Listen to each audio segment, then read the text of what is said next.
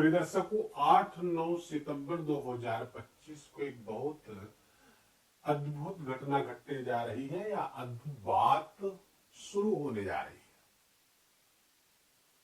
है। राहु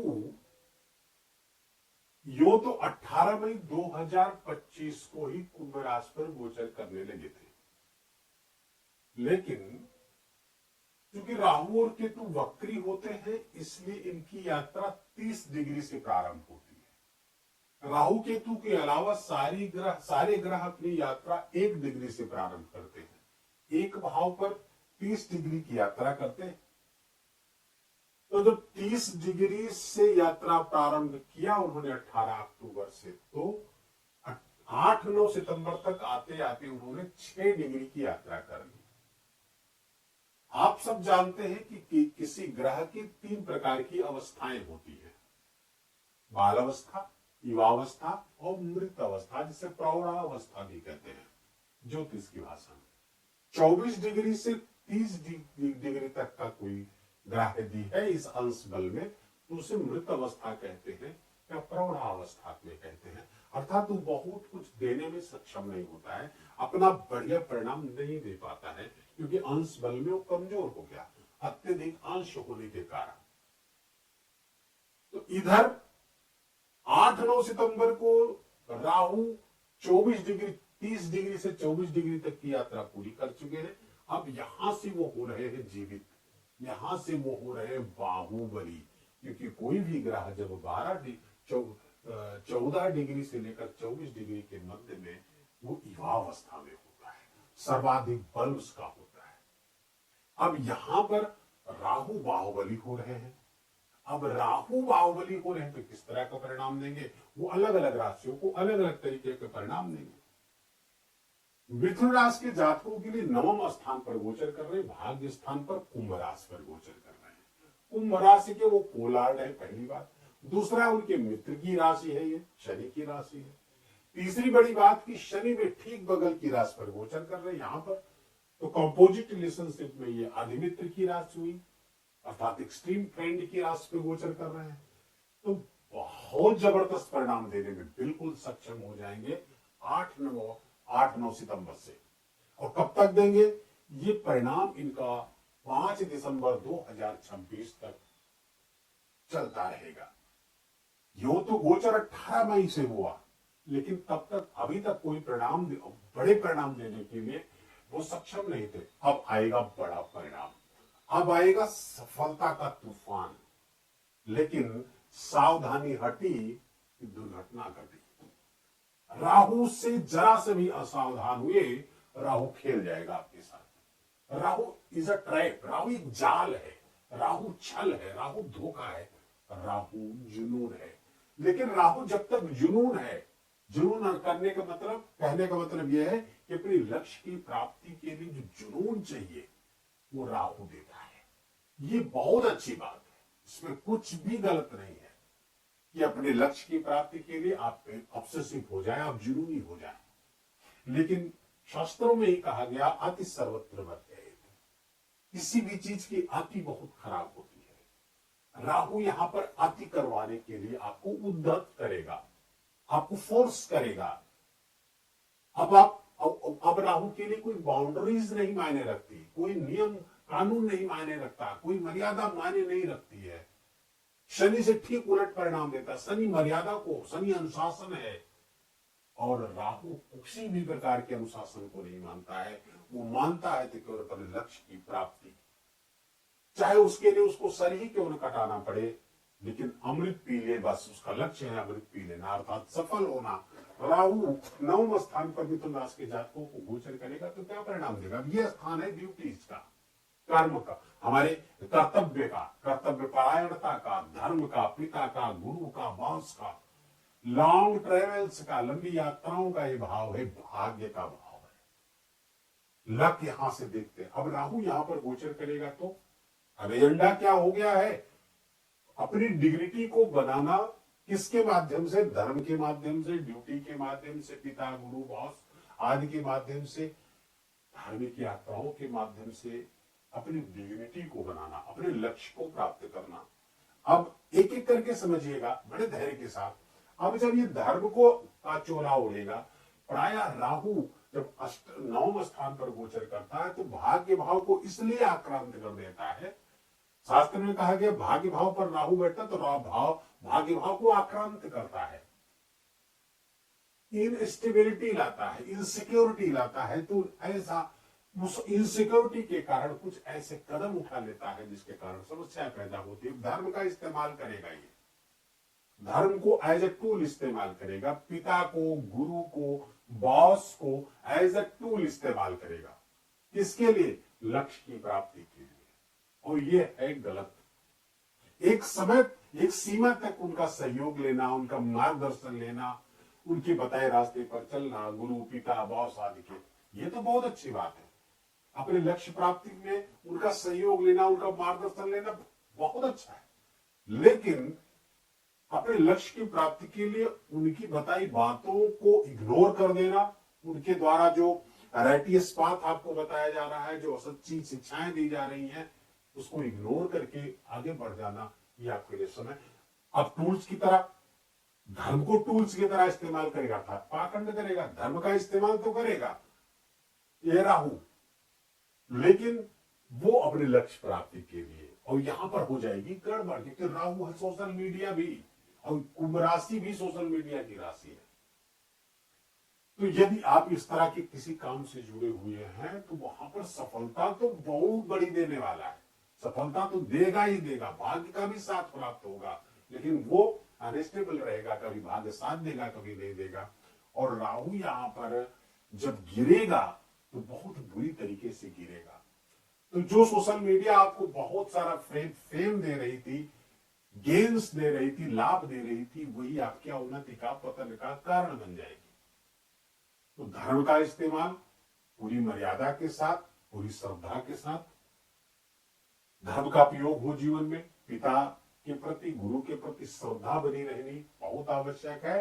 तभी आप अपने लक्ष्य में प्राप्त, लक्ष्य को बढ़ा पाएंगे। तीर्थ यात्राएं भी राहु कराएगा, लेकिन ऐसी तीर्थ यात्राओं में फिर आपको उसको लोगों को दिखाने में आपकी रुचि बढ़ जाएगी। आप भी रील्स बना करके, फोटो खींच करके उसके लिए अपनी एक आइडेंटिटी क्रिएट करेंगे। देखिए हम कितने बड़े धार्मिक हैं, देखिए हम हमेशा तीर्थ यात्राएं करते रहते हैं, आदि आदि, इस तरह की चीजें वो बढ़ाता है राहु। अब ये राहु चूंकि इसकी दृष्टि जहां जहां जाएगी उस भाव पर भी काम करने के इच्छुक होगा। दृष्टि का मतलब यही होता है किसी की ग्रह की दृष्टि किसी भाव पर पड़ रही है, अर्थात वो इस भाव पर भी काम करने को इच्छुक है। तो राहु कहां कहां काम करने के इच्छुक है? मिथुन राशि के जातकों के लिए, तो मिथुन राशि के लिए पहली 5वीं दृष्टि उसकी पड़ रही है आपके राशि पर, आपके शरीर पर, आपके दिमाग पर।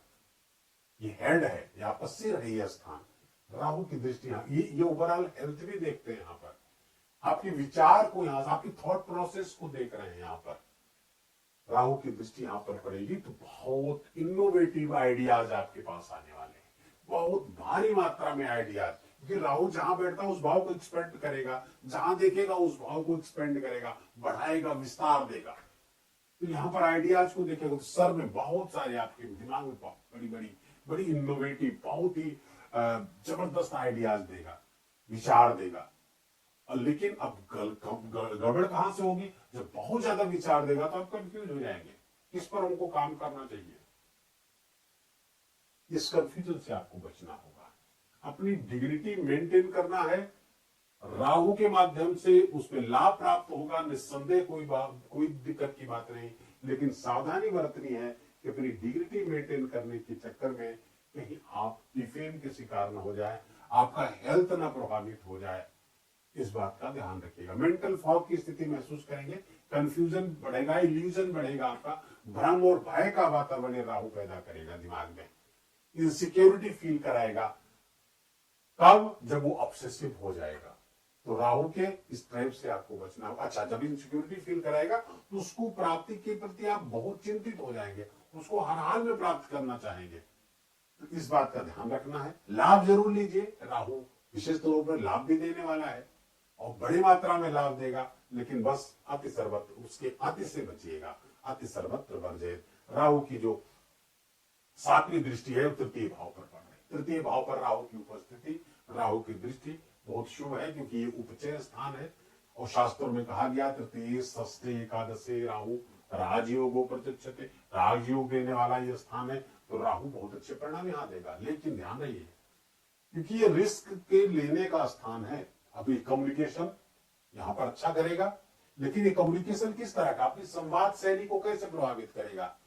जब तक संवाद शैली राइटियस है, शुद्ध है, शुभ है, कल्याणकारी है, तब तक तो बहुत अच्छा है। कम्युनिकेशन आपका लाभ आ रहा है, सेल्स मार्केटिंग से जुड़े बहुत अच्छा लाभ आ रहा है, स्पीकर से बहुत अच्छे लाभ ला रहा है। लेकिन ये राहु जब ऑब्सेसिव हो जाएगा, ट्रैप पे काम करेगा, आपको जाल में फंसाना चाहेगा, तो आपका कम्युनिकेशन में फाल्स चीजें लेकर के आएगा, ट्रूथ से अलग ले जाके चीजें, फैक्ट्स को अपने हिसाब से मोल्ड करवाएगा।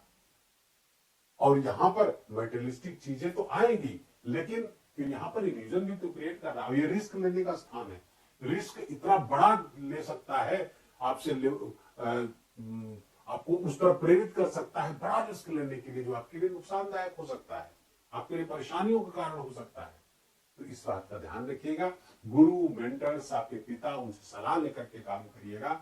कोई मेंटर जरूर रखिएगा, वीडियो में उपाय बताया जाए उस उपाय को जरूर करिएगा। तो यही राहु आपके लिए बहुत लाभ करेगा, क्योंकि राजयोग कारक है। बस नियंत्रित रहा तो बहुत जबरदस्त रहा। जैसे परमाणु विखंडन है, यदि वो नियंत्रित रहा, कंट्रोल रहा, तो बहुत सारी हमारी ऊर्जा समस्याओं को समाप्त कर सकता है पूरी तरीके से। लेकिन वो अनकंट्रोल्ड हो गया, वो रिएक्शन, वो चेन रिएक्शन जो होता है, तो हमारे लिए विपदा का कारण है, हमारे विनाश का कारण बन जाएगा। ठीक वही काम राहु का है। अब राहु की जो दृष्टि है यहाँ पर नवी दृष्टि आपके पंचम स्थान पर पड़ेगी। ज्ञान का स्थान है, संतान का स्थान है, पूर्व पुण्य का स्थान है, आपके प्रेम का स्थान। अब राहु जब यहाँ पर देखेगा तो आपके अब बलि जब चूंकि हो रहा 8 सितंबर से, तो ये क्या करेगा, अब राहु चूंकि यहाँ की चीजों के माध्यम से इस चीजों को बढ़ाना चाहता है, अर्थात नवम की चीजों को बढ़ाएगा, रिलेशनशिप को प्रेम को प्रभावित कर देगा, प्रेम में इल्यूजन क्रिएट कर देगा, भ्रम, किसी तीसरे का प्रवेश हो सकता है जिस कारण समस्या पैदा। और तीसरा प्रवेश कौन करेगा, आप ही कराएंगे और कोई नहीं कराएगा। संतान के साथ संबंध को प्रभावित करेगा ये राहु। संतान के प्रति कुछ कंफ्यूजन क्रिएट हो सकता है, आपसे कुछ डायलॉग में कुछ समस्या, बातचीत में कुछ समस्या हो सकती है, संतान के साथ समस्या हो सकती है। लेकिन ये आपकी अपनी स्किल्स है, आपकी स्किल्स को बहुत बढ़ाएगा, आपकी योग्यता को ये राहु बढ़ाएगा। संतान प्राप्ति में अब 2 तरीके से यहां काम कर, देवगुरु बृहस्पति का राशि पर गोचर हो रहा, संतान प्राप्ति कराएंगे। लेकिन राहु की जो नवम दृष्टि यहां पर आ रही है, वो संतान प्राप्ति में समस्या भी पैदा करेगी। इसलिए राहु को न्यूट्रलाइज करना बहुत आवश्यक है आपके लिए। राहु को नियंत्रित करना आपके लिए बहुत आवश्यक। उपाय क्या करें, विवेक की उपासना, बुद्धि की उपासना, अर्थात गायत्री महामंत्र का निरंतर जप, लेखन। दूसरा, मां सरस्वती की उपासना, नील सरस्वती स्तोत्र का पाठ करना, मां सरस्वती के किसी मंत्र का जाप करना, या मां दुर्गा का मंत्र का जाप करना, जिसमें लक्ष्मी, काली, सरस्वती तीनों का समावेश होता है। सम्मिलित रूप ये दुर्गा है। दुर्गा जी के मंत्रों का जप, उनकी स्तुति करना, उनका दुर्गा सप्तशती आदि के पाठ या सिद्ध कुंजिका स्तोत्र का पाठ, कुछ भी जो भी आपके लिए अनुकूल हो, इसको करते रहिएगा। बुद्धि की उपासना करते रहिए, मां से प्रार्थना करिए, मां हमारा विवेक हमेशा जागृत रहे, शुभ अशुभ के बीच में हम निर्णय कर सके, अपने कल्याण अकल्याणकारी चीजों के बीच में हम व्यावर्तक रेखा खींच सके और कल्याणकारी चीजों का हम अनुसरण कर सके। ऐसी बुद्धि विवेक हमको दीजिए मां, ये प्रार्थना करते रहिए। वीडियो के ही विराम देंगे। वीडियो अच्छा लगा हो, आपके काम का लगा हो, मेरा बोलना आपका सुनना दोनों सार्थक हुआ हो, तो कृपा करके इस वीडियो को लाइक करिएगा, अपनों के साथ शेयर करके उनको भी इसका लाभ दीजिए। कमेंट में जाकर के जय श्री राम लिखना बिल्कुल भी मत भूलिएगा, मेरा विशेष निवेदन, विशेष आग्रह। चैनल पर नए तो इसको सब्सक्राइब कर लीजिए, बेल आइकन की घंटी दबा लीजिए और प्लीज अपना बहुत बहुत ख्याल रखिए। जय जय सिया राम।